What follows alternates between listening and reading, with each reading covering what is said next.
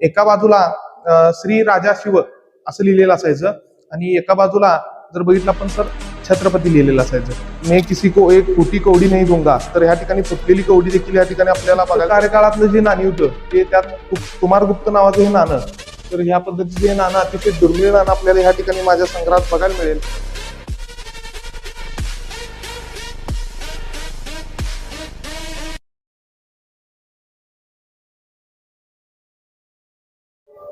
तर मित्रांनो, आज आपण पीएम प्रोडक्शन प्रशांत मुळीके आपल्या युट्यूबच्या चॅनेलच्या माध्यमातून एक आगळा वेगळा विषय घेऊन आलोय। तर हा विषय असा आहे की आपल्याकडचं जे दुर्मिळ नाण्यांचा संग्रह आहे त्या संग्रहाचा आज आपण ह्या ठिकाणी मांडणी केलेली आहे। बऱ्याच लोकांची मला कमेंट होती की तुमचा दुर्मिळ नाणी संग्रह जो विस्तृतपणे दाखवा, तर आज आपण वेळाभावी हा संग्रह थोडक्यात दाखवणार आहे। सर्वप्रथम आज शिवराज्याभिषेक दिन आहे। इसवी सन 1674 साली छत्रपती शिवाजी महाराजांचा शिवराज्याभिषेक झाला। इंग्रजी तारखेनुसार 6 जून ही शिवराज्याभिषेकाची तारीख होती। तर त्या प्रसंगी मी आज तुम्हाला ही खास दाखवायसाठी ही 1974 ची प्युअर शिवराई घेऊन आलोय।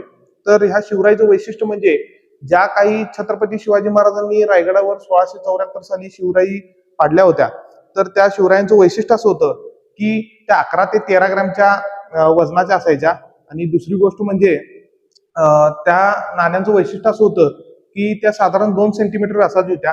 एका बाजूला श्री राजा शिव असं लिहिलेलं असायचं आणि एका बाजूला जर बघितलं आपण तर छत्रपती लिहिलेलं असायचं।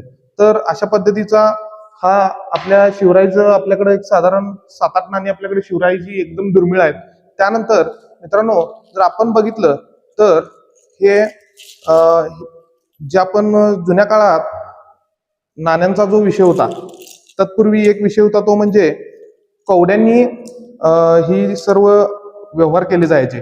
तर अशा पद्धतीचा मैं किसी को एक फुटी कवडी नाही दूंगा, तर ह्या ठिकाणी फुटलेली कवडी देखील या ठिकाणी आपल्याला बघायला मिळते। त्यानंतर मैं किसी को एक कवडी भी नहीं दूंगा, तर या अशा पद्धतीच्या कवड्या देखील आपल्याकडे बघायला मिळतील। त्यानंतर एक तुला दमडी पण मिळणार नाही असं पूर्वीच्या काळी एक वाक्य असायचं, तर ही दमडी आहे मित्रांनो। त्यानंतर आपण जर बघितलं तर तुला मी 1 पैसा पण देणार नाही। 1 पैसा पण देणार नाही म्हटलं की तो पैसा जो असा व्हायसर लाईक स्ट्रक्चरचा असायचा, तर हे व्हायसर लाईक स्ट्रक्चरचं हे नाणं आहे। त्यानंतर 1 नया पैसा देणार नाही मी तुला असं सुद्धा म्हणत होती। तर ही नया पैसा मित्रांनो ह्या ठिकाणी आपल्याला बघायला मिळतील। अशा पद्धतीची नया पैसा वगैरे ह्या ठिकाणी असा हा नाण्यांचा इतिहास आहे। त्यानंतर आपण जर मित्रांनो आलो तर आपण बघू शकतोय या ठिकाणी माझ्याकडे ही औरंगजेबाच्या काळातली जी नाणी होती ती या ठिकाणी आपल्याकडे बघायला मिळतील। जवळपास 21 नाणी आहेत ती औरंगजेबाच्या काळातली, अतिशय वजनानं ही धडधाकट नाणी आहेत। तर आणि प्युअर ह्या सगळ्या नाण्यांचं वैशिष्ट्य मित्रांनो त्यावेळी धातू जो होता तो संपूर्णपणे प्युअर असायचा, अशा पद्धतीची नाणी। त्यानंतर मित्रांनो ह्या ठिकाणी आलो तर इथं आपण बघू शकतोय की हे सगळं फॉरेन कंट्रीजची दुर्मिळ नाणी आहेत। म्हणजे फॉरेन कंट्रीमध्ये सुद्धा काही नाणी आता कमी झालेत, तर तशा पद्धतीची नाणी आपण ह्या इथे संग्रहित केल्यात। अतिशय वैशिष्ट्यपूर्ण रचनात्मक ह्या नाण्यांचं स्ट्रक्चर आपल्याला बघायला मिळते। त्यानंतर आपण जर बघितलं मित्रांनो तर या ठिकाणी हे जे आहे हे माझ्याकडे जवळपास इसवी सन 415 म्हणजे आजपासून 1600 ते 1700 वर्षापूर्वीची देखील नाणी माझ्याकडे आहेत। तर त्याबद्दल मित्रांनो विस्तृतपणे एक डिटेल आपण व्हिडिओ बनवूच।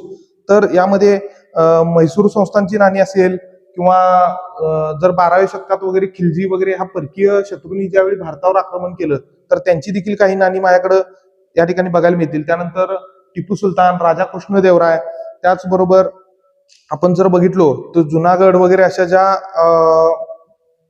ह्या होत्या संस्थाने होती तर त्यांचे आहेत।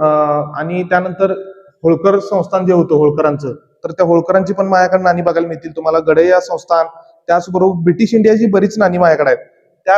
त्यामध्ये जर आपण मागचा विचार केला तर मी जे मगाशी म्हटलं तुम्हाला गुप्त कार्यकाळातलं जे नाणी होतं ते त्यात कुमारगुप्त नावाचं हे नाणं, तर ह्या पद्धतीचे नाणं अतिशय दुर्मिळ नाणं आपल्याला ह्या ठिकाणी माझ्या संग्रहात बघायला मिळेल।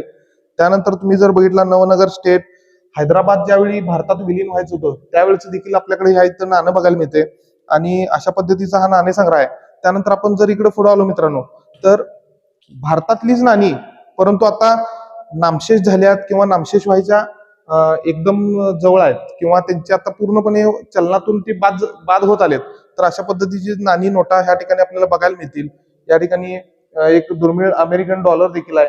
500 आणि 1000च्या नोटांचा एक मी सॅम्पल ठेवला आहे. जी नोटबंदी झाली, नरेंद्र मोदींनी नोटबंदी केली, त्यातली पण नाणी आहेत. त्या ठिकाणी आला तर तुम्हाला माझ्या संग्रही असणार जे मध्यंतरी 10 रुपयाची मोराची नोट किंवा जर तुम्ही म्हटला तर 5 हरणाची नोट, अशा देखील नोटा आहेत. त्यानंतर जहाज वगैरे असं मागा असणारी ती काळ्या रंगाची नोट, ही देखील आपल्याकडे नोट आहेत.